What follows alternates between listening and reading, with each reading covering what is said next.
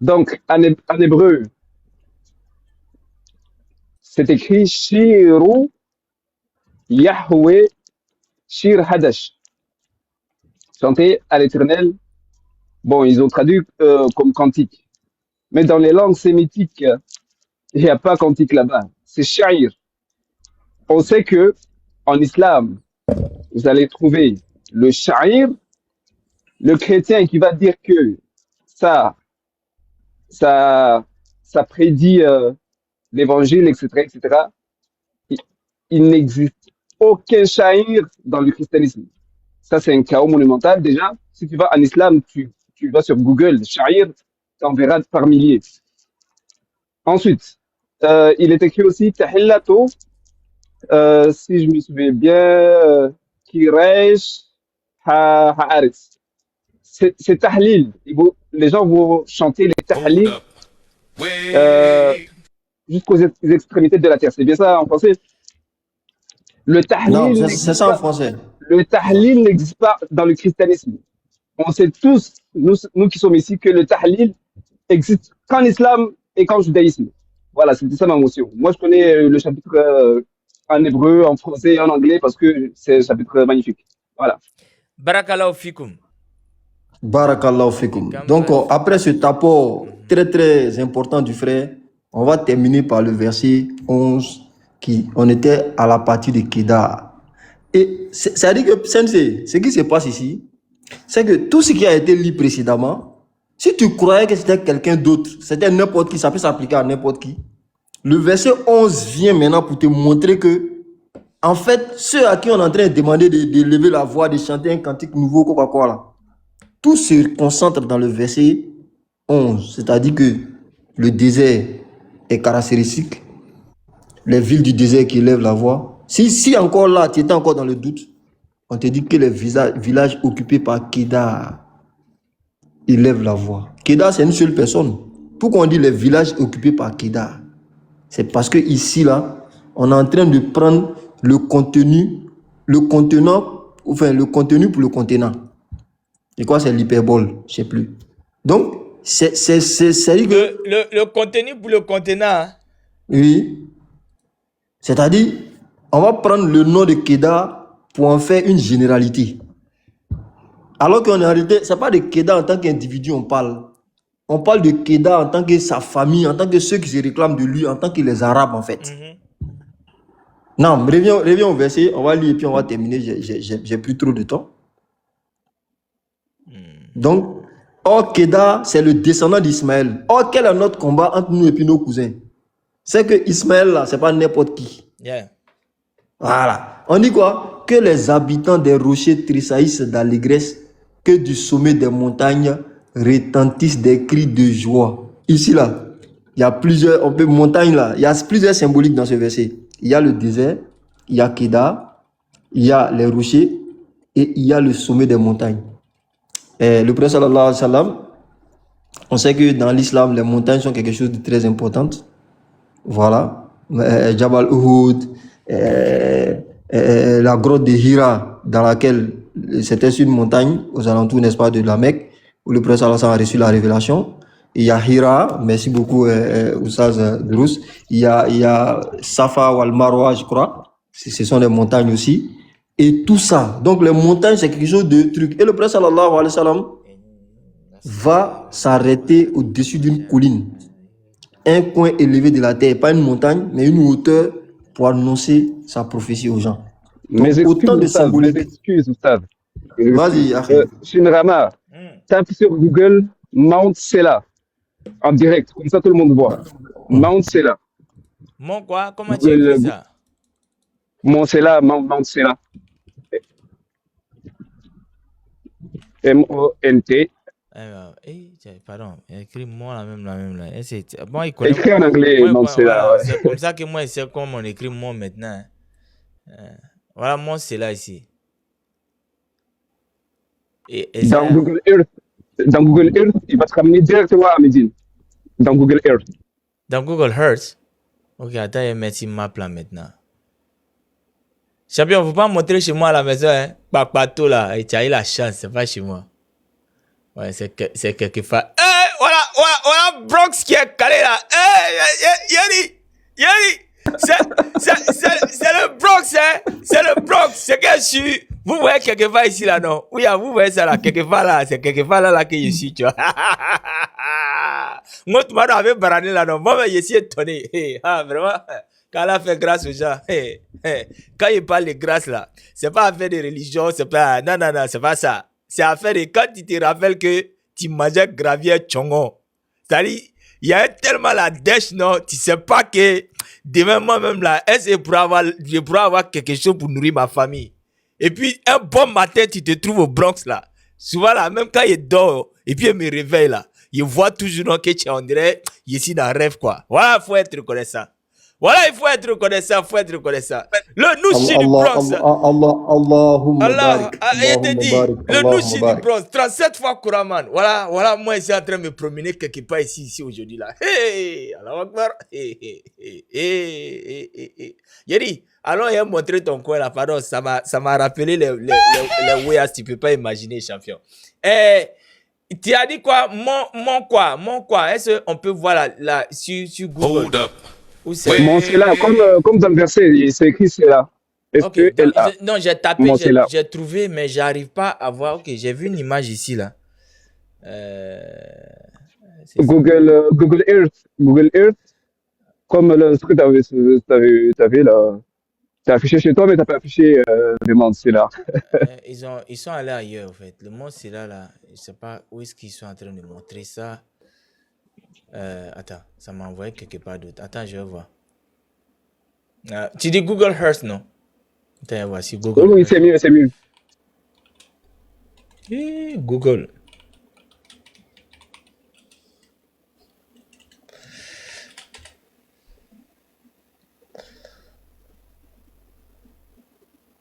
Ok, moi j'arrive pas à voir ton Google Earth là.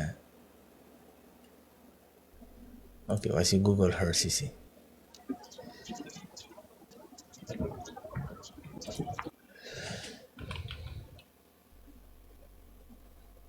Non.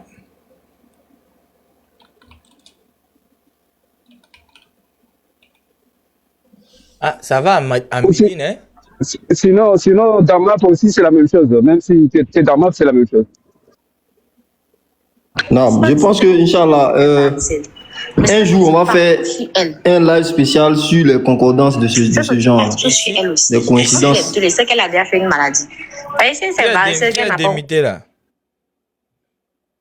Ah, voilà, ça, effectivement, ça renvoie à Madina directement. Ici. Et voici la mosquée du prophète Mohammed sallallahu alayhi wa sallam ici. At-Takbir. Exactement. Quelque chose qui est dans la Bible. Hein. C'est du pur hasard, dans la tout ça. Bible. Ils vont finir par témoigner un jour, tu vois. Faut les laisser. Il y a un autre secret dans le verset 19. Je vais vous dire ça tout à l'heure. Avancez tout doucement.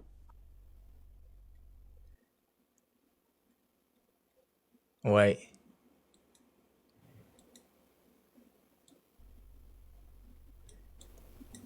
Ok, voilà. Ça a été démontré. All right, so. Okay, let's send what we were doing, inshallah.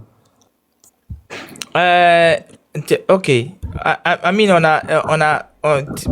discours est fini. Il y a pas long pour rebondir. Je pense que. Voilà, je vais conclure, inshallah, et puis finir avec les recommandations aux frères pour que à l'avenir, quand ce genre de choses-là se présentent, on sache tous que rien ne doit nous étonner. Si vous cherchez le nom du prophète Mohammed sallallahu alayhi wa sallam dans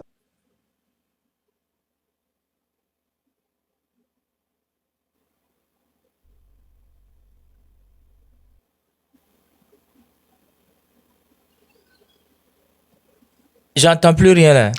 Tu vas aller prendre Ésaïe 42 ou bien, comment on appelle ça, Jean 14, verset 16, ce genre de verset-là. Tu vas aller les prendre comme si c'est une révélation. C'est ça, c'est là moi je n'aime pas. Voilà, c'est ton ijtihad. On peut dire que c'est un ijtihad ou bien c'est une grâce qu'Allah t'a faite de voir ce genre de choses-là. Mais faut pas aller défendre ça comme si c'était une révélation. Donc,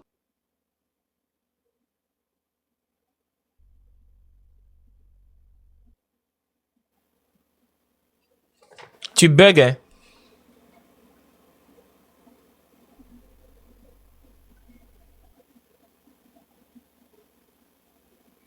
Ok, quand bug, non?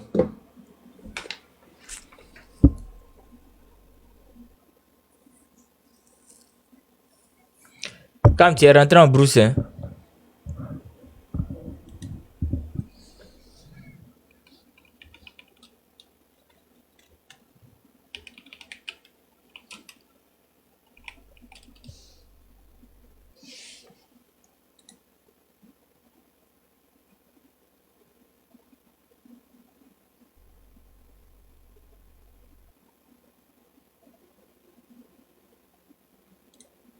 So I hope for the rest of you Muslims that are watching this, stop bringing up Isaiah 42:19. It doesn't work. And Christians, I hope that you're paying attention because the Muslims are trying to distort lexicons.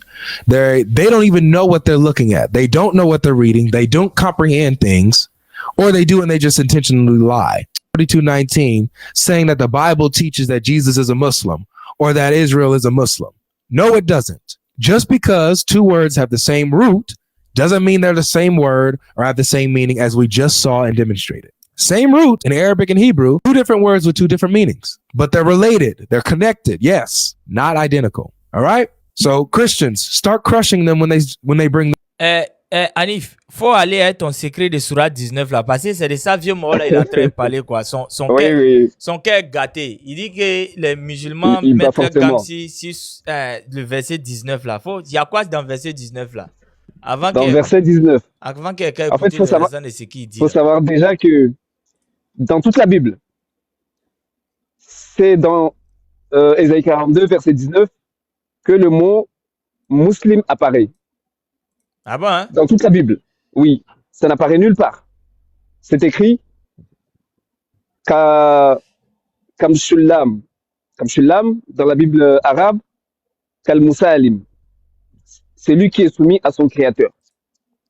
Soumission à Dieu, l'unique, le véritable. Dans toute la Bible, même s'ils veulent dire que ça veut pas, même si ça dit musulman, mais c'est du concordisme, ça n'existe nulle part dans la Bible qu'à ce chapitre.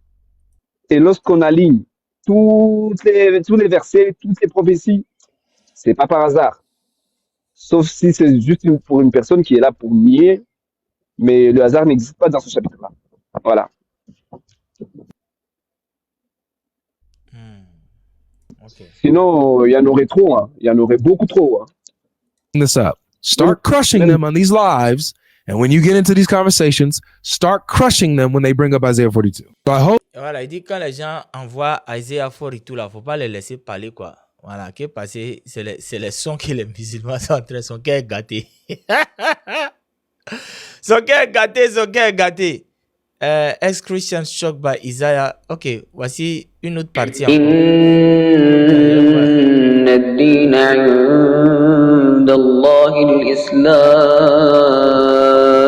Hello, can you hear me? Yes, we can hear you. You are audible. Ah oui. J'ai vu l'invite et j'ai plus de questions que d'arguments. J'espère que vous m'entendez bien. Les écouteurs audibles. Ce sont des écouteurs assez ghetto. Quoi qu'il en soit, quel texte le prouve? J'ai en quelque sorte abandonné la foi chrétienne il y a quelque temps. J'ai donc fait l'effort d'écouter les autres, parce que quand on est dans une sorte de boîte, on n'entend pas vraiment les autres, on ne prend pas le temps, on a des préjugés, je pense que tout le monde en a de toute façon. Quel texte utilisez-vous pour arriver à cette conclusion? Et ouais, encore une fois, c'est plus une question, et plus un argument. Donc vous êtes un ex-chrétien, n'est-ce pas? Si je vous prouve ce soir que Mohammed Atem est mentionné dans les écritures précédentes, seriez-vous prêt à accepter l'islam? Je pense que c'est assez radical. Mais je veux entendre le texte. Je pense que ce serait très intéressant. D'accord, mais réfléchissez-y, n'est-ce pas? Parce que l'auteur du Coran, même si je crois que c'est Dieu, vous ne diriez pas ça. Vous ne m'accorderiez pas que le Coran est la parole de Dieu, n'est-ce pas? Mais l'auteur du Coran dans le chapitre, ouais, l'auteur du Coran, dans le chapitre 7, verset 157, dit que l'on peut trouver la description du prophète Mahomet dans les écritures précédentes. Dans les écritures précédentes. Donc, soit l'une de ces deux choses se produit.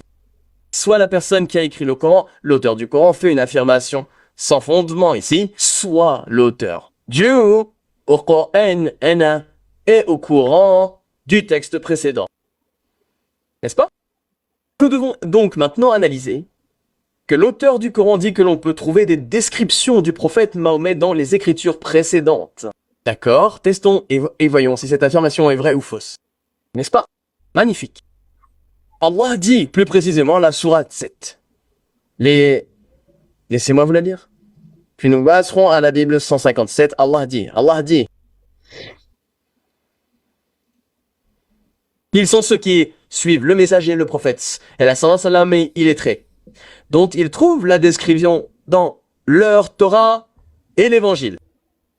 N'est-ce pas? Il est donc très clair que l'auteur du Coran dit que vous pouvez trouver une description du prophète Mahomet sur qui la paix soit dans la Torah et l'évangile.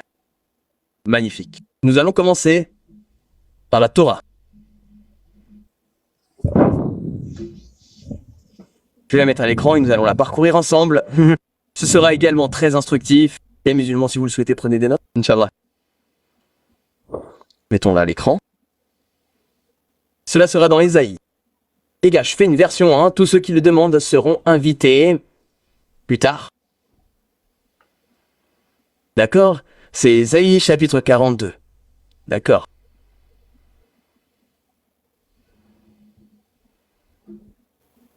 Qu'Allah vous bénisse et vous récompense pour vos dons. Donc c'est Ésaïe chapitre 42. D'accord? Voici mon serviteur, que je soutiens, mon élu en qui je prends plaisir. Donc dans Ésaïe 42, il est question d'un serviteur, n'est-ce pas? Donc si vous allez dans l'hébreu, il est dit, voici mon abda, est synonyme du mot arabe, abd, qui signifie littéralement esclave. N'est-ce pas? Le nom de Mahomet est Muhammad Abdullah. Donc Mahomet est littéralement l'esclave de Dieu, n'est-ce pas? Que je soutiens, mon élu en qui je prends plaisir. Je mettrai mon esprit sur lui. Quand il est dit « je mettrai mon esprit sur lui », de nombreux commentaires de la Bible chrétienne du texte d'Ésaïe 42 disent que la phrase « je mettrai mon esprit sur lui », c'est une façon pour Dieu de dire que ce sera quelqu'un avec un enseignement prophétique. Ensuite, il est dit qu'il ne criera pas. Il apportera la justice aux nations. Donc, il ne va pas apporter la justice à une communauté locale ou à un groupe de personnes. Il va apporter la justice aux nations. D'accord? Il ne criera pas, ne pleurera pas et n'élèvera pas la voix dans les rues. Il ne brisera pas le roseau froissé. Il n'éteindra pas la mèche qui fume. Je parle juste de son humilité. Dans sa fidélité, il fera régner la justice. Il ne faiblira pas et ne se découragera pas tant qu'il n'aura pas établi la justice sur terre. Juste ici, quand il est dit qu'il ne faiblira pas et ne se découragera pas tant qu'il n'aura pas établi une justice juste sur terre, le prophète Mahomet, que la paix soit sur lui, a été littéralement persécuté pendant 13 ans. Mais pas une seule fois il n'a dit « j'abandonne mon message ». Pas une seule fois il n'a été découragé de donner et de prêcher le message d'Allah. Du Coran. Du Coran. Il n'a pas craqué. Même si son peuple était sans vie, son oncle était littéralement sans vie devant lui. Ses disciples, ses apôtres étaient pourchassés. Il n'a jamais dit « je me sens découragé, je ne veux pas parler de Dieu, je ne veux pas ». Il n'a jamais fait ça. Voici ce que dit Dieu, le Seigneur, le Créateur des cieux, qui les déploie, qui étend la terre et tout ce qu'elle produit. Moi, le Seigneur, je t'ai appelé à la justice. Fais attention. Je te prendrai par la main, je te garderai. Et je ferai de toi un sujet d'alliance pour le peuple et une lumière pour les nations. Alors, que se passe-t-il? Et continuons. Il est dit d'ouvrir les yeux des aveugles, de libérer les captifs de prison et de faire sortir de leur cachot ceux qui sont assis dans les ténèbres. Il est donc clair, d'après le texte d'Ésaïe 42, que ce serviteur vient vers un peuple qui est aveugle. Pas littéralement aveugle, mais spirituellement aveugle. Ils ne peuvent pas voir la vérité. Donc cette personne, ce serviteur, vient pour les en faire sortir. Et il va être une lumière pour eux. Il va être quelque chose de bon pour eux. Et il vient spécifiquement pour les nations, n'est-ce pas? Ah. Je suis le Seigneur, c'est mon nom. Je ne donnerai pas ma gloire à un autre, ni ma louange aux idoles. C'est très important ici. Je ne donnerai pas ma gloire à un autre, ni ma louange aux autres. Voyez les choses passées qui sont arrivées, et les choses nouvelles que je vous... Avant qu'elles n'arrivent, je vous les annonce. D'accord? Donc ce serviteur vient vers un peuple qui est spirituellement aveugle et qui est associé à la louange des idoles. Car Yahweh dit ici qu'il ne partagera pas la gloire avec les idoles. N'est-ce pas? Donc ce serviteur dans Ésaïe 42 vient pour faire sortir les adorateurs d'idoles des ténèbres et les amener à la lumière. Et il sera une lumière pour eux. Et c'est quelque chose de nouveau que Yahweh déclare à ces gens, car il dit, les choses nouvelles que je déclare avant qu'elles n'arrivent, je vous les annonce. Et c'est là qu'il devient important. Chantez l'Éternel un cantique nouveau, sa louange depuis les extrémités de la terre, vous qui descendez vers la mer et tout ce qu'elle renferme, vous les îles et tous ceux qui les habitent. Que le désert et ses villes élèvent la voix, tcha-tcha. Que les colonies où vit Kedar se réjouissent. Arrêtons-nous là. Que les colonies où vit Kedar se réjouissent. Pourquoi Yahvé indique-t-il spécifiquement un nom et un lieu géographique dans Ésaïe 42? C'est très simple. Nous pouvons conclure du contexte que le serviteur d'Ésaïe 42 vient vers les gentils pour faire passer les gens des ténèbres à la lumière, et que, de ce fait, les colonies où vit Kedar se réjouiront. Oin Kiviar. Qui est Kedar? Kedar est le deuxième fils d'Abraham ou d'Ismaël, et il a habité où? Dans les déserts d'Arabie, Arabi. Même selon la Bible dans Genèse chapitre 25, je crois qu'il est dit que Kedar habitait en Arabie. D'accord, donc ce serviteur d'Ésaïe 42 vient clairement en Arabie. Alors que les habitants de ça chantent de joie, qu'ils poussent des cris de joie depuis les sommets des montagnes. Pourquoi les habitants de ça chantent-ils de joie? Je ne comprends pas. Pourquoi Yahvé dit-il spécifiquement que le peuple de ça va chanter de joie? Et c'est assez intéressant, le mont Ça se trouve où? À Médine. Et nous pouvons approfondir cela, mais nous allons juste nous concentrer sur l'Arabie Saoudite pour le moment. Donc Kedar, ou les colonies de Kedar, le peuple de Sahara va chanter, va être heureux. Le Seigneur marchera comme un champion, comme un guerrier. Il dirigera son zèle. Avec un cri, il poussera le cri de guerre et triomphera de ses ennemis. Il est intéressant de noter que le prophète sallam a été littéralement persécuté pendant 13 ans. Pourtant, il a triomphé de ses ennemis. Chaque fois que les musulmans partaient au combat, ils étaient parfois 5 fois plus nombreux qu'eux. Pourtant, ils triomphaient de leurs ennemis parce que Dieu était avec eux. Yahvé était avec eux. Allah était avec eux. Nous allons nous arrêter là. Pendant longtemps, je suis resté silencieux. Je suis resté silencieux et je me suis retenu. Mais maintenant, comme une femme en travail, je crie, je halète et je halète. Alors, pourquoi Dieu dit-il pendant longtemps, j'ai gardé le silence, mais non, parce que depuis l'époque de Jésus jusqu'à celle de Mahomet, il n'y a eu ni prophète, ni messager, et maintenant qu'une si grande révélation arrive en Arabie, ce sera comme une femme en travail. Et il est dit, mais maintenant, comme une femme en travail, je crie, je halète, et je halète, je vais dévaster les montagnes et les collines, et dessécher toute végétation, et dessécher